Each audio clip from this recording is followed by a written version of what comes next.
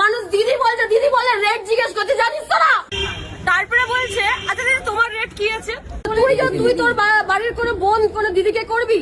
তোর বউয়ের যদি হয় তুই করবি ওটা? কেন করবো না? আমার নাম্বারটাকে ভাইরাল করেছে, একটা নাম্বার ভাইরাল করে দেওয়ার পরে তোরা হয়তো দুটো ভিউজ পেয়েছিস, তোরা দুটো টাকা কামিয়েছিস, কিন্তু নাম্বার তো ঠিক আছে, তুমি তো ক্যামেরার মধ্যে দিয়েছো নাম্বার। তুই কি একবারও কেউ ভেবেছিস? এ বাবা এ বাবা এ বাবা এরকম না দিদি, এরকম না দিদি, এরকম না, আমার মধ্যে এরকম না, এরকম কি যাচ্ছে? একটা মেয়ে মানুষের নাম্বার ভাইরাল করে একটা ভিডিও ভাইরাল করা, এরকম না দিদি, কতটা যে বাজে তোরা সেটা জানিস না।